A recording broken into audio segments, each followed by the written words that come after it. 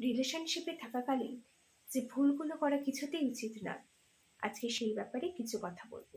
আমরা প্রত্যেকেই রিলেশনশিপে থাকাকালীন নিজের পার্টনারকে প্রথম প্রথম ভীষণভাবে সময় দিই, কিন্তু রিলেশনশিপটা যত পুরনো হতে শুরু করে তখনই আমাদের সময় দেওয়াটাও কমতে শুরু করে।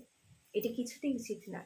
রিলেশনশিপে থাকাকালীন তুমি প্রথম দিকেও যেভাবে নিজের পার্টনারকে সময় দিতে, রিলেশনশিপটা পুরনো হলেও ঠিক একইভাবে সময় দাও। দ্বিতীয়ত, আমরা রিলেশনশিপে থাকাকালীন নিজের পার্টনারকে প্রথম প্রথম ভীষণভাবে কেয়ার করি, কিন্তু যতই সম্পর্কটা পুরনো হতে শুরু করে আমাদের কেয়ার করাটাও কমতে শুরু করে। প্রথম দিকে আমরা পার্টনারের খুব ছোট্ট ছোট্ট ব্যাপারেও ভীষণভাবে কেয়ার করি, যত্ন করি, কিন্তু যখনই সম্পর্কটা ধীরে ধীরে পুরনো হতে শুরু করে কেয়ারটা ঠিক ততটাই কমতে শুরু করে। এটা একেবারেই উচিত নয়। তৃতীয়ত, গুরুত্ব দেয়া। আমরা সম্পর্কের প্রথম দিকে আমাদের পার্টনারকে ভীষণভাবে গুরুত্ব দিই, তার প্রতিটা কথা অক্ষরে অক্ষরে পালন করার চেষ্টা করি, কিন্তু যেই সম্পর্কটা পুরনো হতে শুরু করে আমরা পার্টনারের হয়তো একটা কথাও শুনি না বা শুনতে চাই না। সেটা একেবারেই উচিত নয়।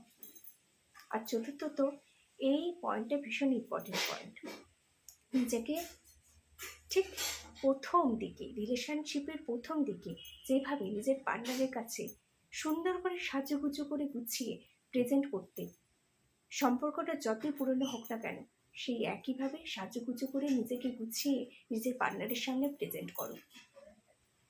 আমরা কি করি, সম্পর্কটা যতই পুরনো হতে শুরু করে তখনই নিজেকে আর পার্টনারের কাছে প্রেজেন্টেবল করে প্রেজেন্ট করি না।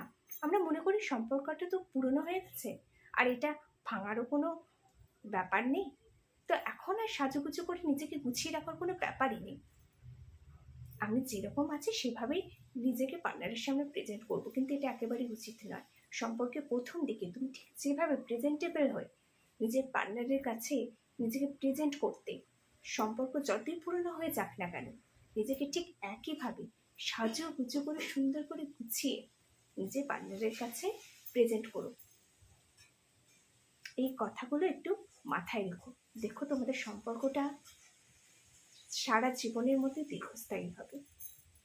আর এছাড়া যদি অন্য কোনো টপিকে তোমরা চাও যে আমি আলোচনা করি, একটু কমেন্টস করে জানি কোন টপিকে আমি আলোচনা করব, একটু কমেন্টস করো প্লিজ।